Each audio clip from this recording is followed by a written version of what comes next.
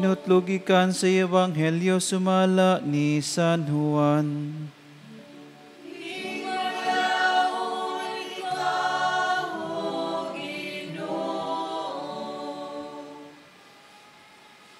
Si Jesus mingon sa iya mga tinun-an, kini mao nga akong sugo, paghigugmaay kamo, ingon nga ako nahigugma kaninyo. Ang labing dakong gugma nga ikahatag sa usa ka tawo ngadto sa iyang mga higala, mao ang pagpakamatay alang kanila. Kamo, ako mga higala, kung buhaton ninyo, ang gisugo ko kaninyo. Dili ko na kamo tawgon nga mga sulugoon, kay ang sulugoon, dili mahibalo sa gibuhat sa iyang agalon. Hinunua, tawgon ko kamo nga akong mga higala, kay gisultihan kuman kamo sa tanan nga nadungog ko sa akong amahan. Dili kamo mao'y nagpili kanako.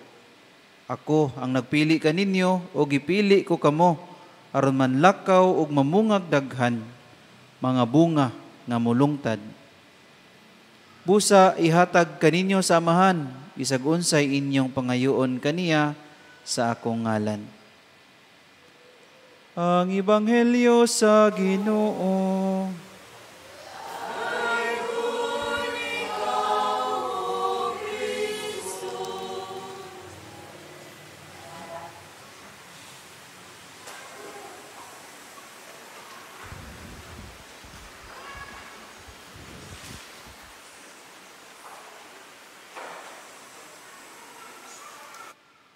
Una sa tanan, maayong hapon kaninyong tanan. Ako si Father Leonilo Dagpin Jr., sakop sa Diocese sa Dipolog. Mautong akong gitakilid kay wa ko maanad ato nga mag-atubang dire. Ako mga kaubang pare, mga kauban akong pari pod sa Diocese sa Dipolog, si Father Reynaldo Lacchio o si Father Rafael Licong. Maayong hapon pod, Elvin Roy. Formal naman kay tani. Richel, no? I will call you by your names gyud sa baptism, para to make you feel nga since you were baptized, the Lord is always with you. Ing anak ka importante, no? So, karon matinaan naman ka diha, ilbot. Naan naman gyud diha, oh, saon naman giniron. Bitaw ganiyara ko ga pugong-pugong sa akong katawa kay wa na naa gyud ka diha. Naa gyud ka diha, no? Anyway, pinakauna gyud is congratulations, no? Congratulations. And pinakauna gyud nga hinumduman nato sa kaminyoon is marriage is a gift. Di ba? Using the analogy of a gift, regalo, unsa may atong unanimous feeling kung makadawat tag regalo. Unanimous feeling. Kalipay, makadawat tag regalo sa atong birthday, malipay ta. Makadawat tag regalo sa atuang mga anniversaries, malipay ta. Graduation, malipay ta. So, universal feeling yun ang kalipay. And that is the main reason nga nung kamong duha decided nga magminyo. Because, of course, dili mo decide kung dili mo malipayon. So, maog yun na'y gamot sa kaminyoon ang kalipay ninyo sa usag-usa. So, let us begin with this challenge for both of you. May you constantly be a gift to one another. Nga, ikaw, Richel, ang imong presensya, makahatag og kalipay sa imong bana. Ug ikaw pod, Elvin Roy, makahatag po ka og kalipay sa imong asawa. That is the most fundamental element no in marriage. Kalipay. Now, since naghisgot ta og gift, why not use the word gift? Atong gamiton ang word gift mismo para dili mo malimot, no? Elvin Roy, Richel ug kitang tanan, ilabi na mga maninoy ug maninay kay mutabang man mo og remind nila, no, sa pagka gift, regalo. So karon akong gamiton ang word gift ang iya mismong upat ka letra. 4 letters, di ba? G, I, F, and letter T. Pero kining upat, dili ni gikan sa ordinaryong tao. Ang pinaka nagpakita ani is walay lain ang atong Ginoo. Siya gyud ang source aning G, I, F, T.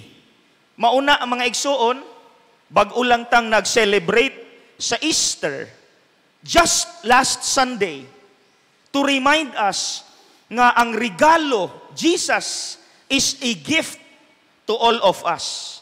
Nga because of the risen Lord, we are never the same again. We are now people of hope.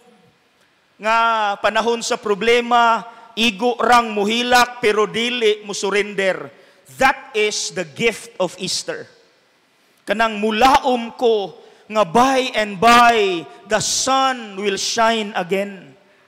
Nga mawala ra ang mga dark clouds ug mugawas ra ang adlaw. That is the gift of Easter. So karon, let's begin with the letter G. And this is the most important. Walay kwartahay.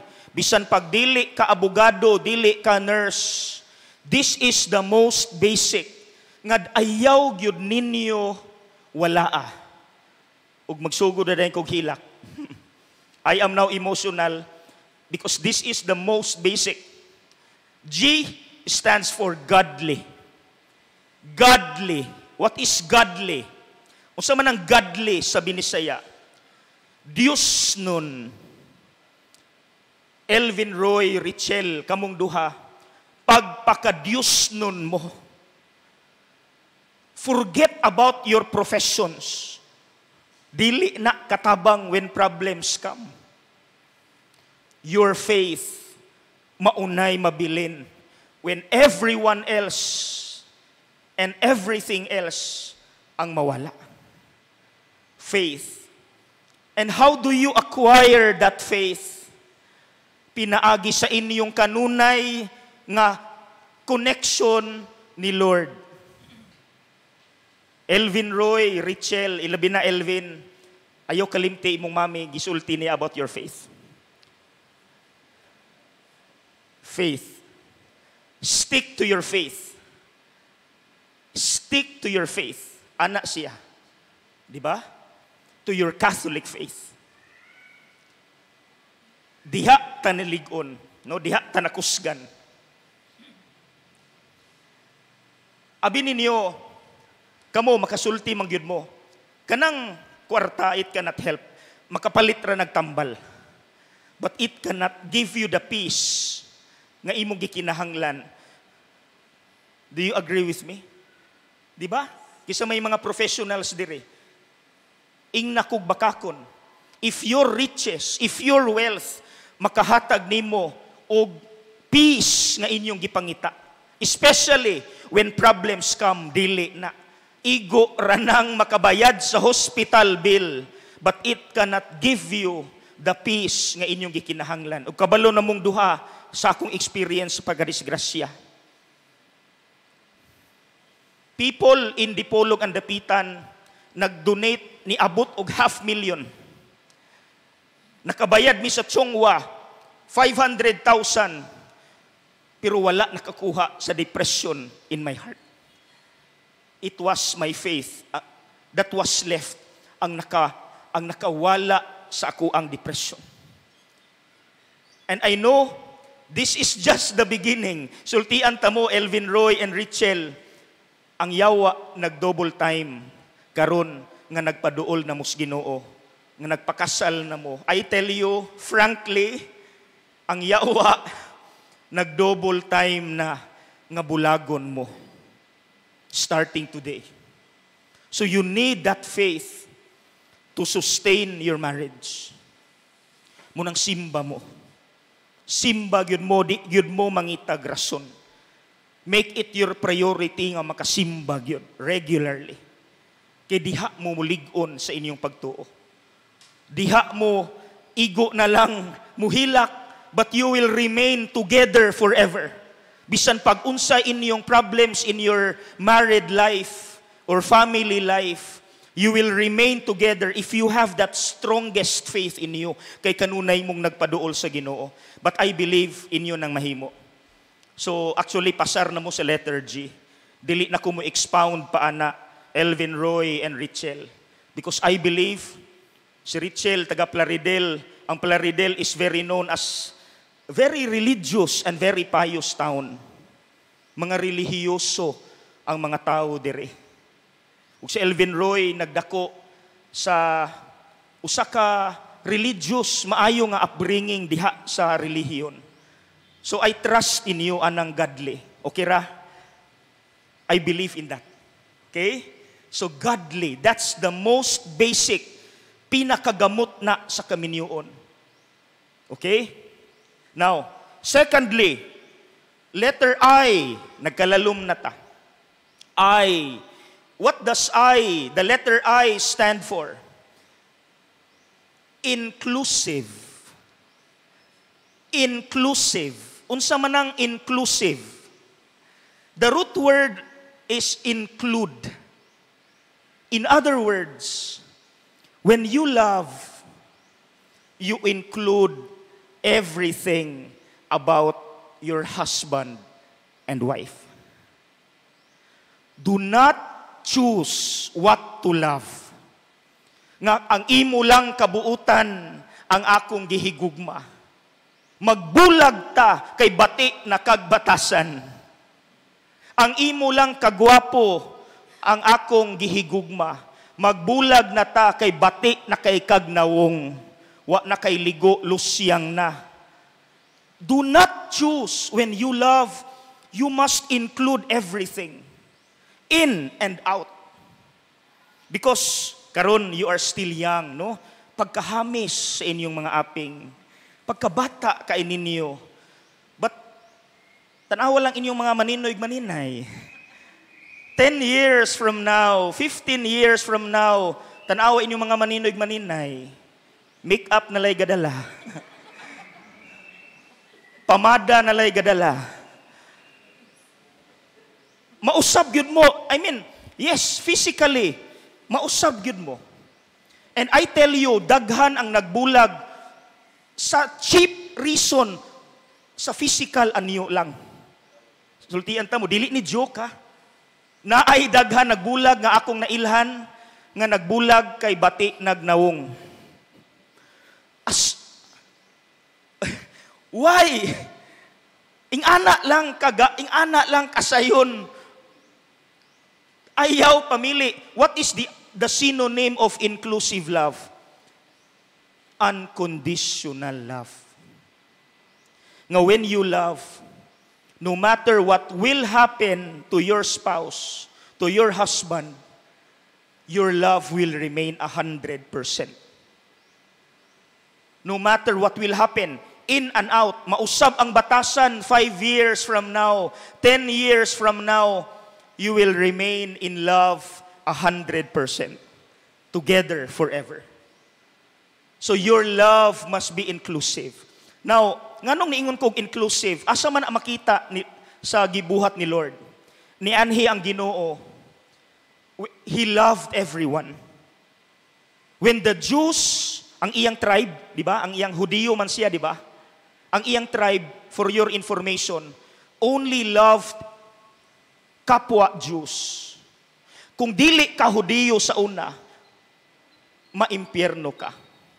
Ing ana sila ka exclusive sa ilang love. Nga ang malangit, kami lang mga Hudiyo, kay we are the chosen people of God. Mobita na akong di ganahan sa ubang sekta. Honestly, they insist nga kami ray maluwas. Is that correct? Is the love of Christ exclusive for a few people? No. Gibungkag na ni Kristo when He came here. He loved the non-Jews, Samaritans, Romans, Greeks. He loved everyone. Because His love is unconditional. No matter who you are, no matter what you are, no matter what you have become, I love you. That is inclusive love. Dili mamili. Kinsay higugmaon. Munang apil na sa higugmaon ang buni, up, bahog ilok, bahog tiil. Apil na nas package. Love everything. Okay? That's letter I, inclusive love. Munang, kamo, char sa tagamay. Mangutan na bitaw mo sa usag-usa, why do you still love me? Kana siguro ba mga after a year, 2 years, 3 years, why do you still love me? Your answer must be what? What is the answer about unconditional love? Kani inyong itubag. Do not forget this. I love you because I love you. Period. That is unconditional love. Because when we say conditional, unsa man ang conditional? Unsa may example sa conditional? I love you because you are pretty. I love you because you are rich. I love you kay na ako'y panginahanglan nimo. I love you because you are beautiful. Dili na mao ang gugma nga gitudlo ni Kristo. Ang tubag, unsa gani to? I love you because I love you. No matter who and what you are, no matter what you have become, I love you because I love you. I hope you will tell that to one another. Every now and then. Okay? Okay ra ninyo? Okay ra mo diya? Seryoso ra man kay tani? Magkita ta, magkapi-kapi, bugal-bugal man tanan? Nganong na seryoso man ta? Well, sama sa giingon ako ganiha, ang kaminyoon malipayon. Pero naagyoy challenges nga you need to be aware of. Okay, let's continue with letter F. What do you think is letter F nga very important in marriage? Faithfulness. Faithfulness. In other words, mudiritso kog ingon Elvin Roy and Richel, ayaw og pangabit. Mo na binisaya. Ikaw ra ba, attorney? Sige ra ba ikaw panghinambog nga kining mga dagpin chick boy? Sige kag ingon ako ana. Giapil pa nimo spilo. Ayaw intawon, attorney. Maluoy ka. Walay mangabit. Walay magbinuang.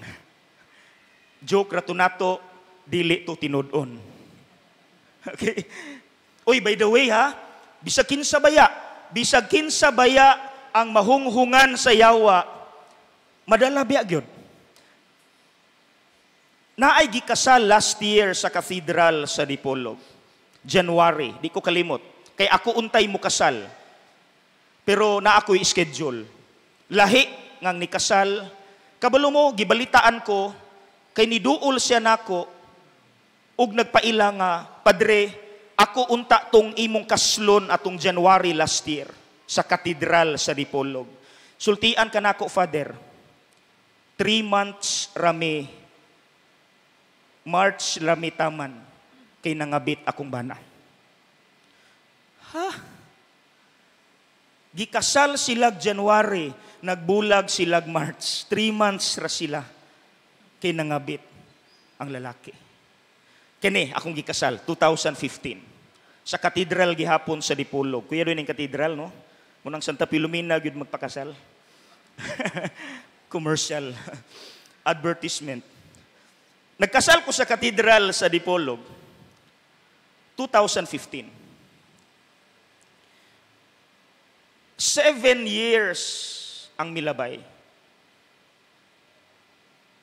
Nagkita mi sa katedral before ko nagmisa. Ang lalaki na lang ang niduol nako, ang husband.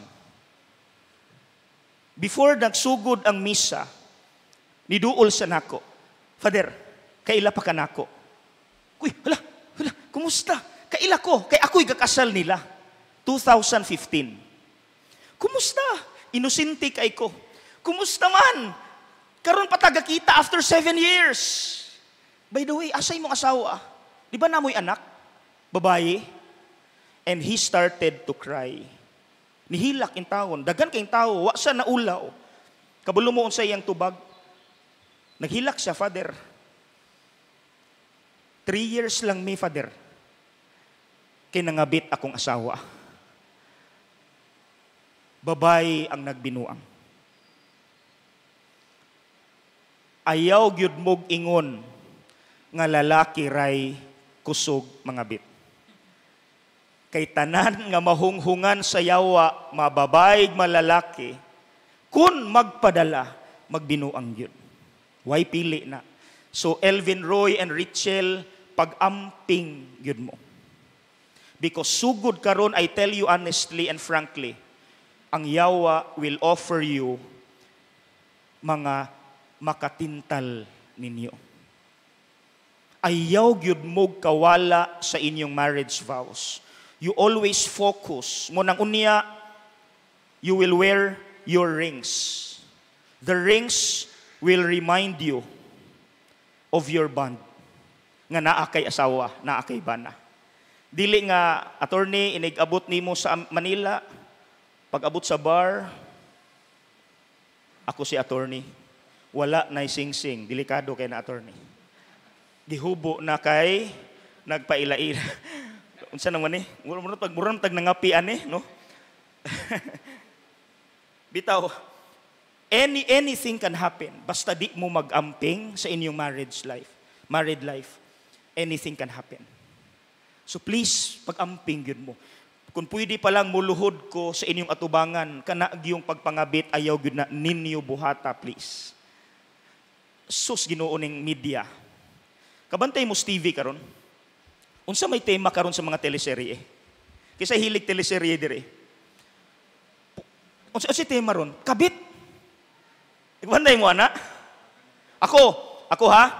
Sukad pag sugod og salida sa Batang Quiapo, wala pa ko'y undang. Wala pa ko'y nalaktasan nga episode. Abi na ko guway kabit-kabit. Naagyapon. Way pili. Tanang teleserye. Ginormalize na ang kabit system. Munang ayaw mo kumpiyansa because the devil is using media to brainwash the young nga ang kabit is normal. Nakuha ninyo? Ayaw mo kumpiyansa because ginormalize na sa media ang kabit as if it's okay. When in fact, it is not okay. And it will never be okay kay mubungkag bug pamilya.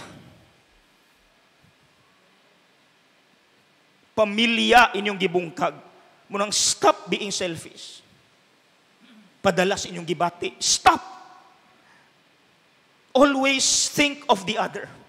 Always think of the bigger picture. The family nga mabungkag if you do that. Munahangyo gid ko ninyo. Kapoy na kaayo. Kapoy na kaayo. Daghan kayong kaso sa broken families.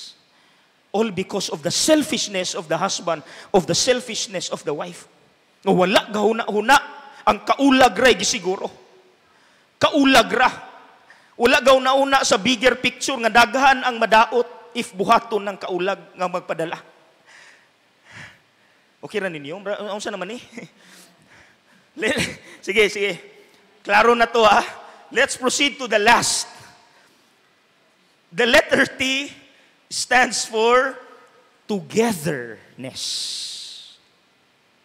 You aim for that, no? Elvin Roy and Richel, you always aim for that togetherness. Ikaw, Elvin, naa kay background nga gidak-an. Di ba? And I can sense that. Nga naa kay sense of pride in you. Because of the upbringing nga imong nadak-an, no? Nga imong nakasanayan sa pamilya. Ikaw po, Richel, you also have your pride in your heart because of the upbringing sa pamilya. Unsaon man na ninyo, nga you are two different beings. How can you be together? Learn to sacrifice. Sacrifice your selfishness. Sacrifice your pride. And listen to the other. Dili nga, ako'y masunod. Ako'y masunod. Stop that. Ikaw, Elvin, naamoy discussion sa imong asawa. Puros mo sakto og mga suggestions. Unsaon man na ron nga usara ang mugawas na ay mu let go, na ay maminaw. Dili puros kalayo na ay usa tubig. Importante kaayo sa relationship ang sacrifice. Munang, let me end my homily with this stole. Ako gining gituyo, Elvin, Roy, and Richel, nga kinigyud akong suoton sa inyong kasal. Because this is very important. Look at the picture. Tanawan ninyo. What do you see? What do you see? A bird with 3 chicks, tulo ka anak. A bird and 3 chicks on a nest. Nganong naay halo ang ulo sa langgam? Because actually, this bird is one of the symbols of Jesus. And what is this bird? Pelican bird. Mangutan ako, naabay pelican sa Pilipinas? Murag wala, no? Wala, no? Murag naa sa US. Naaba? Na sinuyak? Wala. Naidagan. Okay. La Libertad. Ang pelican, nganong nahimo ning symbol ni Kristo, dili tanang langgam gahimo ani. Tanawa ha? Muna ang story. Normally, a mother bird roams around, di ba? Moves around to find food for her chicks. Ulod, bugs, unsa pa na diha, dalho na sa salag, ipakaon sa mga anak. What if, tanawa, a mother pelican bird cannot find any food for her chicks? What will she do? Muuli siya sa salag nga walay dalang pagkaon. Kabalo mo sa iyang buhaton, paminaw. This is very important in any relationship. Sakit kayo nahon-naon. Iyang, taas man ni sila gliog, repeatedly, iyang duslakon ang iyang belly until the intestines come out. Og ang mismong intestines, maoy ipakaon niya sa iyang mga anak. But eventually, the mother pelican dies. Nakuha ninyo? That is sacrifice. Sultian ta mo, Elvin, Roy, Richel, daghan ang nagbulag tungod anang garbo. Ayaw mo kumpiyansa. Dili lang pagpangabit ang hinungdan sa panagbulag, ayaw mo kumpiyansa. Garbo, magpalabuanay, walay magpaubos, o walay mo pasaylo. You must learn to sacrifice for the sake of your minamahal. Bisan pag, ilabi na ikaw, attorney, basin gamitan ni mo mga simpleng discussion, apila ni mo Republic Act. Walay labot ang Republic Act sa inyong bulad nga sudan. Bulad ra, giawayan. Gigamitan na og balaod. Naunsa naman no? Ayaw, walay magpatas anay ihi. Dili mo ingon nga abogado be ko, suwito ko ani. Dili, walay mo gamit og garbo panahon sa mga discussions. Kundili, let go of everything and listen and meet halfway. Kini emotional ko. Kabalo magka Elvin. Ako magulang dili Katoliko.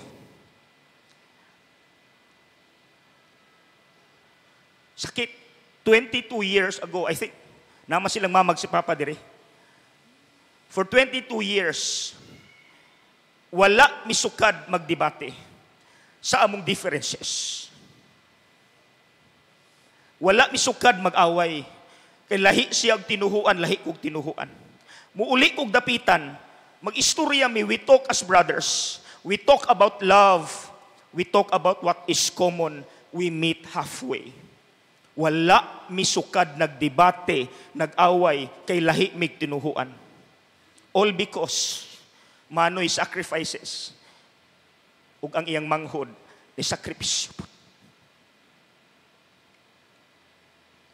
Ang among pamuyo ni Manoy is very peaceful. We love each other. Nibisita ko one time sa balay, before ko niuli ningon sa amping John. Peace if there is sacrifice. That and you will be together. That is the ingredient for togetherness. Sacrifice. Then ako lang hangyo before ko mutapos na gyud. Mga in-laws, ako lang ning iapil. Kung wala mo'y ikatampo nga maayo, ayaw mong apil nila. They have their own lives. Let them live their lives. Kuha na to. Mga pamilya, I know you are here. Listen to me. Let them be together. Kay natagam nako, parinti namo, kining in-laws, maugyo hinungdan nga magbulag. Nagbulag yun ang anak tungod sa in-laws. Ayaw mog apil. Kung naa sila'y problema, ilaha na. Ayaw mog apil. Kung naamoy ikatampong maayo, kanara inyong makontribute for the sake nga maligon sila sa ilang kaminyoon. Pero kung dili maayo, ayaw mog apil. Let them live. Let them settle their problems. Let them live their lives because that is their life. Okay muna ako Let them be together. Taas na kayo ni attorney, dire na ko taman.